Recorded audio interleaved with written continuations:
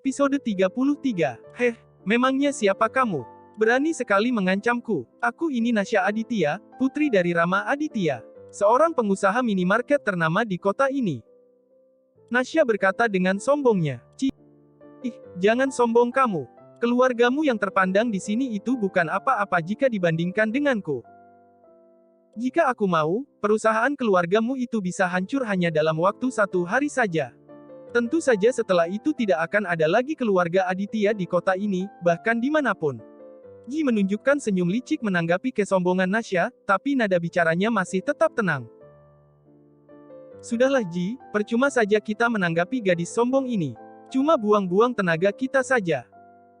Lebih baik kita kembali ke meja kita. Biru dan pacarmu pasti sudah menunggu. Emily menggandeng Ji agar meninggalkan toilet. Ji menyipitkan mata dan memandang Emily dengan tajam. Hei, siapa yang bilang kalau dia adalah pacarku? Itu tidak benar. Emily tersenyum menanggapinya. Baiklah, bukan pacarmu. Ayo jalan. Emily dan Ji melangkahkan kaki untuk meninggalkan toilet. Hei, aku belum selesai bicara dengan kalian. Siapa yang mengizinkan kalian pergi? Nasya yang kesal berteriak dari belakang kemudian mendorong Ji dan Emily hingga jatuh tersungkur ke lantai. Ji dan Emily sama-sama berteriak karena terkejut. Beruntunglah mereka tidak terluka. Ji menoleh dan menatap Nasya dengan tatapan yang begitu tajam sambil membantu Emily bangun. Nasya tiba-tiba gemetar karena tatapan dari Ji. Kamu cari mati ya? Jangan salahkan aku, karena sekarang aku ikut terlibat dalam masalahmu dengan Emily. Kamu harus menerima akibatnya karena telah berani memprovokasiku. Kamu yang memilih kehancuranmu, kata Ji dengan tatapan dan suara yang menyeramkan. Ia mengambil ponsel dari tasnya dan menghubungi seseorang. Halo Bi, Ji menyapa Biru ketika telepon telah tersambung. Ada apa? Kalian lama sekali ke toiletnya. Apa ada masalah? Biru yang sedang menunggu mereka sambil berbincang dengan Edward bertanya dengan tenang. Aku mau kamu cari tahu tentang keluarga Aditya. Mereka dari kalangan pebisnis kota ini. Keluarga itu harus hancur. Mereka tidak pantas berada dalam lingkungan bisnis karena terlalu sombong. Mereka berani memandang rendah orang lain.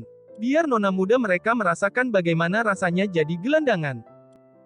Bi mengernyitkan dahi mendengar suara saudara kembarnya yang begitu marah. Kalian masih di toilet. Aku ke sana sekarang. Biru segera bangun dan berjalan dengan cepat menuju toilet diikuti Edward dari belakang. Nasya terpaku sesaat, kemudian terbahak. Hahaha, kalian sedang main drama. Siapa yang akan percaya kalau kamu bisa menghancurkan keluargaku hanya dalam waktu 1 hari? Kita lihat saja nanti. Jangan panggil aku Jingga Putri Kusuma. Jika tidak bisa menghancurkan keluargamu yang bukan apa-apa itu. Ji tersenyum licik sambil menatap wajah Nasya yang seketika berubah pucat karena terkejut. Apa, Kusuma? Kamu, putri dari Tuan Juda, pebisnis terkenal itu, bagaimana mungkin? Nasya terdiam, wajahnya berubah semakin pucat seperti mayat. Ji menyeringai, merasa puas dengan melihat reaksi Nasya. Nada bicaranya begitu tenang tapi senyumnya berubah menjadi senyum yang begitu licik. Sudah aku katakan, kalau kamu akan menyesal jika aku ikut terlibat dengan masalahmu dan Emily. Tapi kamu tidak mendengarkan peringatanku, dan sekarang kamu tunggu saja kehancuran keluargamu yang super kaya itu.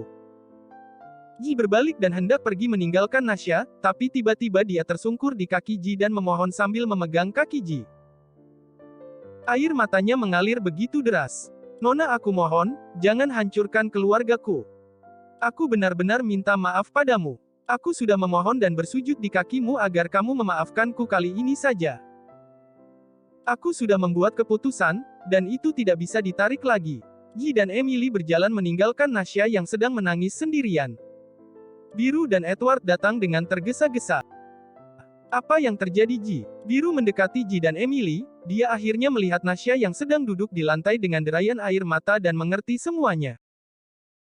Biru memicingkan mata dan tersenyum pada Emily. Kamu tidak apa-apa? Sebelum menjawabnya Emily menoleh ke belakang dan melihat Nasya. Aku tidak apa-apa, hanya saja, dia. Biarkan saja, pasti dia sendiri yang minta Ji untuk bermain-main dengannya. Benar kan? Karena Ji tidak akan mengambil keputusan begitu saja. Ayo kita pergi. Bi menggandeng Emily dan Edward mendekati Ji. Gadis kecil, apa kamu sudah selesai? Ayo kita pergi. Ji hanya mengangguk dan berjalan pergi bersama Edward.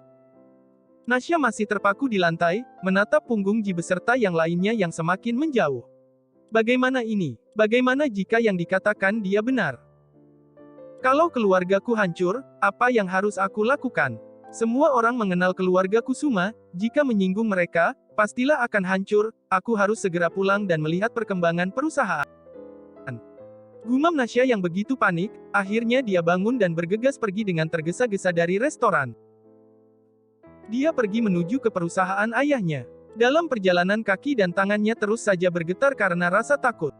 Dia pun tiba di kantor sang ayah dan dengan cepat berjalan menuju ruangannya bahkan tanpa mengetuk pintu. Ayah, Pak Rama Aditya terjingkut karena terkejut. Ish, kamu ini, ada apa terburu-buru begitu, hingga membuat ayah terkejut?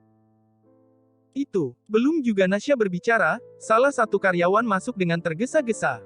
Maaf Pak, kita dalam masalah besar. Ada masalah apa sampai kamu terlihat panik begitu? Pak Rama berbicara dengan tenang. Saham perusahaan kita tiba-tiba turun drastis. Nasya dan Pak Rama terkejut dan berteriak. Apa kamu bilang? Saham perusahaan kita menurun drastis hanya dalam waktu 2 jam Pak. Karyawan itu menunjukkan diagram perubahan saham pada Pak Rama. Wajahnya berubah pucat tak percaya, begitu pula dengan Nasya yang tiba-tiba wajahnya berubah pucat pasi dan kakinya lemas. Bagaimana ini bisa terjadi? Saham kita tidak pernah turun drastis seperti ini. Apa ada sesuatu yang terjadi tanpa sepengetahuan kita? Setahu saya tidak ada masalah apa-apa. Semuanya oke Pak. Kalau begitu, kita adakan rapat darurat. Ayah, sebenarnya, Nasya berusaha membuka suaranya. Ada apa Nasya? Ayah sedang dalam masalah besar, jadi bicaranya nanti saja ya. Pak Rama hendak pergi meninggalkan ruangannya. Ini semua salahku. Nasya berteriak dan seketika langkah sang ayah terhenti karena teriakan anak gadisnya.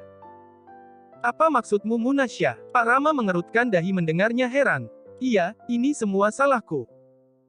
Tadi sewaktu di restoran, aku menyinggung seorang gadis, aku tidak tahu kalau dia adalah putri dari Juda Arya Kusuma. Nasya berkata dengan ragu-ragu dan kepala tertunduk.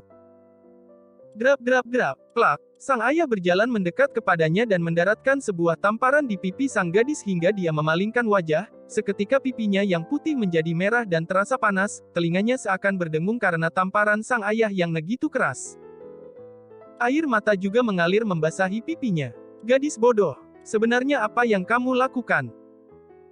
Aku selalu membiarkanmu melakukan apapun sesukamu. Tapi bagaimana bisa kamu menyinggung seorang putri dari raja bisnis, hah? Meskipun kita tidak pernah tahu seperti apa mereka, karena selalu menutup diri dari dunia bisnis. Seharusnya kamu bisa menjaga perilakumu. Pak Rama yang naik pitam berteriak kepada Nasya yang masih memegangi wajahnya karena tamparan sang ayah dengan derayan air mata. Sekarang apalagi yang bisa kita lakukan? Semua hancur karena ulah gadis bodoh dan manja sepertimu. Cepat periksa lagi perubahan saham kita, lakukan apapun yang bisa dilakukan untuk menekan harga saham. Perintah Pak Rama kepada karyawannya dan meninggalkan sang putri yang masih dalam penyesalan dan amarah. Jingga, aku pasti akan membalasmu. Kamu harus mati di tanganku, gumam Nasya dengan mata yang memancarkan kebencian. Sementara terjadi kekacauan di perusahaan Aditya yang sudah dapat dipastikan bahwa perusahaan mereka tidak akan tertolong. Ji, Emily dan Ed sedang jalan-jalan di mall. Bolehkan aku bertanya padamu? Emily berkata dengan ragu-ragu. Aku sudah tahu apa yang akan kamu tanyakan. Kamu ingin menanyakan perihal kami adalah keluarga Kusuma, iya kan? Kata biru dengan tenangnya sambil menatap Emily. Emily mengangguk perlahan kemudian menjelaskan semuanya. Orang tua kami memang sukses tapi kami ingin mendapatkan kesuksesan kami dengan kerja keras kami sendiri tanpa mengandalkan mereka. Kami ingin membuktikan pada Papi, kalau kami bisa mencapai apa yang kami inginkan tanpa bantuan Papi atau Mami. Kami dilatih bisnis dari kecil. Dalam kurun waktu 3 tahun ini aku berhasil meraih kesuksesanku di dunia bisnis dengan kerja kerasku sendiri. Dan dia juga berhasil menjadi model yang cukup diakui. Kami tidak ingin identitas asli kami diketahui, maka dari itu dari kecil kami tidak pernah ikut menghadiri berbagai jamuan bisnis. Dan sekarang pun kami sengaja tidak menggunakan nama Kusuma. Setiap ada pertemuan bisnis aku selalu meminta Alex untuk mewakilkanku pergi. Aku tidak suka jika harus dikerumuni orang-orang bermuka dua. Emily tersenyum dan menganggukkan kepala. Dia mengerti dengan apa yang dipikirkan oleh Biru. Dari kecil, semua yang mendekati dia juga karena kekuasaan. Dan di belakangnya, mereka akan menjelekkan Emily, karena dia bukanlah putri kandung dari Ibu Sandra yang selama ini membesarkannya. Dia hanyalah anak haram dari wanita simpanan mendiang ayahnya.